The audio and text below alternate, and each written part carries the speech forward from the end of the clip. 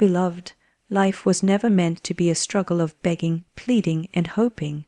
The universe is not moved by fear, nor is it stirred by desperation. It responds to the vibration of certainty, to the tone of command that knows its inheritance. You were not born to beg for coins. You were born to call forth kingdoms. Every word you speak is a decree. Every thought you hold is a seed. If you water seeds of lack, they grow into weeds of poverty. If you speak words of abundance, they bloom into fields of riches. The spoken word is the key that unlocks the treasure house of heaven. Stop begging. The universe does not respond to desperation, only to certainty. When you plead and cry for money, you send out the vibration of lack. You are saying to the universe, I do not have, I am without, I am unworthy. And that very message becomes your experience. The law of life is exact and impartial. Whatever you declare with emotion is returned to you multiplied. If you declare with fear, fear returns. If you declare with confidence, abundance is sure to follow. Begging places you in the posture of one who believes he is separate from his good, while certainty places you in alignment with the truth that your good is already yours. The universe is not moved by need. It is moved by faith, conviction, and the authority of the spoken word. Think of a king who owns vast treasures. He does not go to his servant and plead for gold. He commands it to be brought forth. You too are an heir of an infinite kingdom, yet many live as beggars outside their own palace gates. They knock, they weep, they hope someone will open the door, not realizing that the key lies in their own mouth. Every word you speak is either a key that unlocks the treasure or a lock that shuts it tighter. Desperation shuts the door, certainty opens it wide. The law of supply has no ears for whining. It is deaf to the sound of lack, but it is instantly attentive to the voice of authority. When you speak with conviction, you declare that you already stand in possession of what you seek. You are not asking, you are claiming, and this claim sets unseen forces into motion. Situations begin to shift, people are moved, and opportunities appear. The invisible hand of spirit arranges the visible world to reflect your decree. To beg is to say, I do not believe. To declare is to say, I know. The difference is everything. Begging keeps you waiting. Declaring brings your good rushing forth. You must rise in consciousness from the beggar's cup to the master's command. The universe waits for you to speak the word with power, for it cannot bring you riches while you insist on affirming poverty. Stop for a moment and examine your words. Are they words of pleading, hoping, and despair? Or are they words of certainty, authority, and faith? Replace I need money with money flows to me now. Replace I hope I can pay my bills with all my needs are met abundantly, under grace and in perfect ways. The universe responds to the tone of command, not the cry of want. When you release the habit of begging and take up the mantle of certainty, you step into your rightful place as co-creator with the infinite. And then the riches that have always been yours will come swiftly, joyfully, and without effort. Words are decrees. What you speak creates your reality, so speak abundance, not lack. Every word that leaves your lips is a seed planted in the fertile soil of the universe, and that seed cannot help but grow into its kind. If you speak of poverty, debt, and difficulty, you are sowing thorns that will later pierce your own path. If you speak of wealth, freedom, and opportunity, you are planting gardens that will bloom in their season. The spoken word has a life of its own. It carries vibration, intention, and power. Long after you have forgotten what you said, your words are still working, weaving themselves into form, shaping the conditions of your life. This is why it has been said, by your words you are justified, and by your words you are condemned. Most people speak carelessly. They say, I never have enough money, or everything goes wrong for me, or I can't afford this or that. And then they wonder why lack and disappointment return to them again and again. Their words have set the law in motion. Words are not idle sounds. They are commands to the invisible forces that shape experience. To say, I am always broke, is not a joke, It is a decree, and the law hears it clearly. To say, money comes to me easily, is also a decree, and if spoken with belief, it too will bear fruit. The universe does not choose for you, it only reflects you. If you write a decree upon the air with your words, the universe stamps it as law and brings it into manifestation. This is why you must train your tongue. Every word should be chosen as carefully as a king's command, for it goes forth to create. You are not a casual speaker, you are a creator. To speak is to call into being.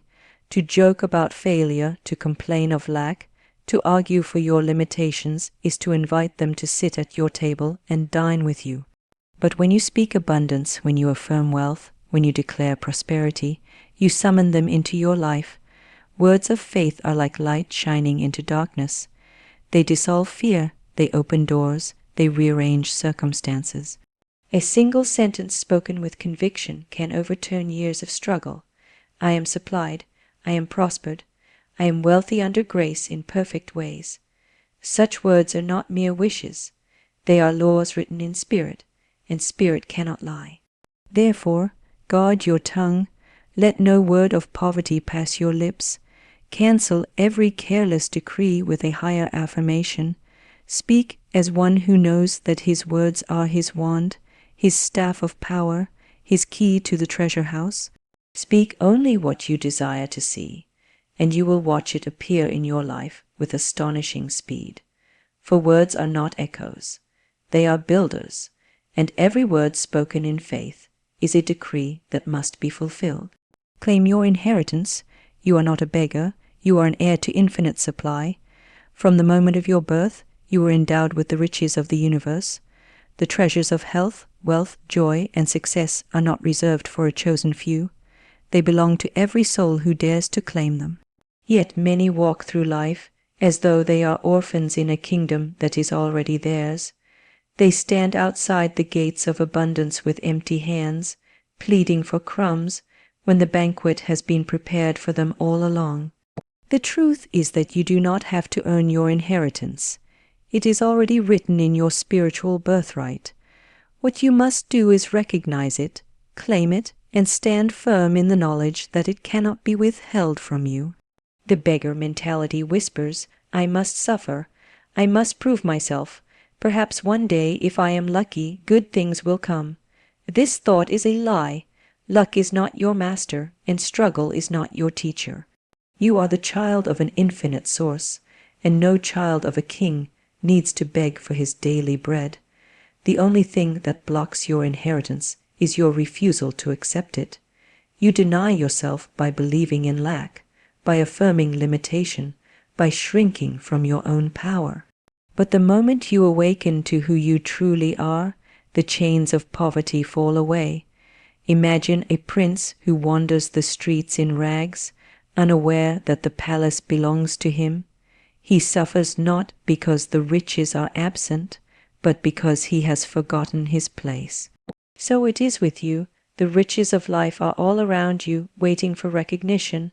The palace gates swing open the moment you say, I claim my inheritance now. Speak it boldly, believe it with the full force of your heart. The universe cannot deny what is already yours. Your inheritance includes overflowing prosperity. It includes opportunities that lift you higher, friendships that bless you, health that strengthens you, and peace that surrounds you. Every good and perfect thing belongs to you by divine right. When you walk in this awareness, life rearranges itself to reflect your claim. People appear to help you, doors open that were once locked, and the right circumstances gather as if by magic. You do not have to chase them. You only have to stand in your authority and declare them yours. Do not confuse humility with denial. True humility is acknowledging the greatness of the source within you. To say, I am not worthy of wealth, is false humility, for it denies the giver. To say, I joyfully accept my inheritance, is the highest form of gratitude. It honors the source by receiving what has already been given. Today, lift your head and step out of the beggar's shadow. Claim your inheritance with unwavering faith. Say within yourself, I am the heir of infinite supply. All that is mine by divine right now comes to me under grace in perfect ways. And then watch, for the universe must rush to fulfill the truth of your decree. Use powerful affirmations. Say, money comes to me now, freely and endlessly, under grace in perfect ways. Affirmations are not idle sentences. They are spiritual commands spoken into the law of life. Every time you affirm, you send out a decree that begins to arrange circumstances, people, and opportunities in harmony with your words. An affirmation is like a seed you plant in the garden of the universe. If you water it with faith and repeat it with conviction, it must sprout and bear fruit. The more vivid, confident, and joyful your affirmation, the faster it manifests. When you say, "Money comes to me now, freely and endlessly, under grace, in perfect ways," you are declaring that you no longer chase after money in fear or desperation. You are commanding that it flows to you naturally, through channels of harmony, without struggle, without burden, without harm. The words "under grace" are the safeguard, ensuring that your good arrives without effort that exhausts you or gain that comes at another's loss. It comes in the highest and best way, perfectly timed and perfectly measured. Many people use affirmations incorrectly. They repeat words like parrots, but inside they carry doubt, fear, or resentment. Affirmations spoken without belief are empty shells. The true power of an affirmation is not in the sound of the words, but in the faith behind them. Speak each word as though you are writing a decree upon the air, knowing that the universe is listening and responding instantly. You must affirm with the authority of one who already possesses what he declares. Feel the reality of it as you speak it. See yourself living in abundance. Feel the ease of bills paid, the joy of generosity, the relief of freedom. Your imagination gives the affirmation flesh, your faith gives it breath, and your words give it life. The moment you speak, the invisible hand of spirit begins its work. Money can come from unexpected channels, a forgotten debt repaid, a sudden opportunity, a gift, a business idea, or a promotion. Do not concern yourself with the how. That belongs to the divine law. Your work is to affirm, believe, and remain open. When doubt arises, cancel it with a stronger affirmation. If your mind whispers, "It's not working," answer back, "It is already done. Money comes to me now, freely and endlessly, under grace, in perfect ways."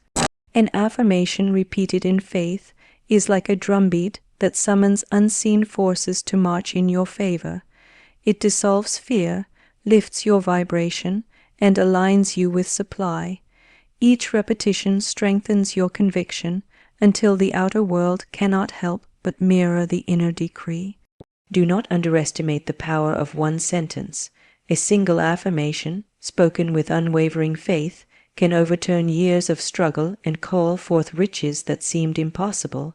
Therefore, make affirmations your daily practice. Speak them morning and night. Speak them when you feel doubt. Speak them when you feel strong. Let your words rise with the certainty of a king issuing a royal command. For when you affirm with power, the universe obeys without delay, and money flows to you as surely as the river runs to the sea. Stand in faith. Declare once with confidence and trust the unseen forces to work for you. Faith is the invisible bridge between your word and its manifestation. Without faith, your affirmation is an empty sound, but with faith, it becomes a divine decree that nothing can resist. Faith is not hoping, nor is it wishing. It is knowing. It is the calm assurance that the moment you speak your word, the universe has already begun to move in your favor. To stand in faith is to rest in certainty, to let go of struggle, and to trust that what you have spoken is already accomplished.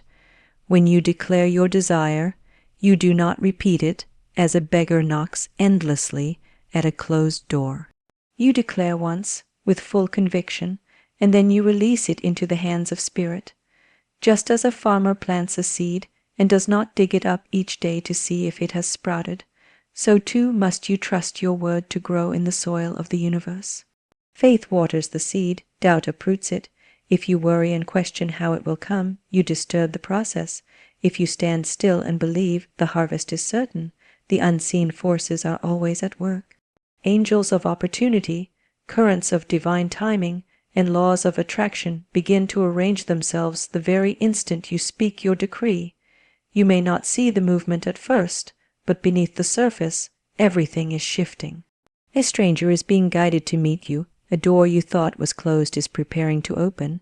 A problem you could not solve is being answered in silence. Faith knows that though the outer picture has not changed yet, the inner law has already fulfilled the request. To stand in faith is to silence the voice of fear. Fear says, "What if nothing happens?" Faith replies, "It is already done." Fear says, "How will it come?" Faith answers, "The how is none of my concern. The law will provide in perfect ways." Fear looks at the evidence of the senses and trembles. Faith looks beyond appearances and sees the invisible reality. When you stand in this knowing, no circumstance can shake you. Even when everything around you appears the same, you rest in the confidence that change is on its way, for the word has gone forth and cannot return void. The great secret is that once you declare, you do not have to force, chase, or worry. You stand, you trust, and you prepare to receive. Standing in faith is an active posture. It is expectation, readiness, and gratitude. It is living as though your good is already here, because in truth it is. The unseen must always become the seen. The law of life cannot be broken. Therefore, speak your word once, with the authority of certainty. Then release it, and trust the unseen forces to do their perfect work. Walk forward with calm assurance, and the manifestation will appear, sometimes suddenly, sometimes gradually, but always right on time. Faith is the golden key that unlocks the door between your decree and its demonstration. Stand in it, and your word cannot fail. Expect swift results. When spoken with authority, money and opportunities will flow to you within 24 hours or less. The universe does not delay. It responds instantly to the command of faith. The only slowness is in the mind that doubts, hesitates, or waits for proof before believing. But when you speak your word with the full force of conviction, time collapses. What seemed far away comes rushing forward. What appeared impossible suddenly rearranges itself to fit into your reality.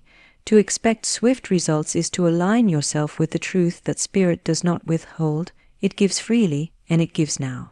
Many people place their good in the distant future. They say, "One day I will be wealthy," or perhaps in a few years things will improve. These are timid declarations, and the universe reflects their hesitation. Your decree has no power tomorrow. It has power only in the eternal now. The moment you affirm, "Money comes to me now, freely and endlessly, under grace in perfect ways," you have shifted from waiting to receiving. By expecting swift results, you magnetize them. You open the door wide, and life flows in with the speed of light. Consider how electricity responds the instant you press a switch. The light does not pause, nor does it decide whether you are worthy of illumination. It simply obeys the law. So it is with the law of supply. The current of abundance flows ceaselessly. Your affirmation is the switch, and your faith is the wire that carries the power. The light of prosperity flashes on the moment you dare to expect it without delay. Opportunities can arrive in an hour, a call may come in the night, a forgotten avenue may reopen, or a gift may be placed in your hand before the day ends. Do not underestimate how quickly the invisible can become visible. The universe delights in surprises. When you live in the expectancy of swift results, you become watchful, alert, and ready. Every sound becomes the possible knock of opportunity. Every encounter may carry the seed of prosperity. You walk through the day knowing that at any moment your decree may manifest, and because you expect it, it does. Doubt is the great thief of speed. If you say, "I will see what happens," you have already delayed your blessing. But if you say, "I know it is done and I shall see it this very day," you pull the invisible into form with astonishing quickness. Faith accelerates, doubt postpones. The universe reflects the rhythm of your expectation. Therefore, expect not just results, but swift results.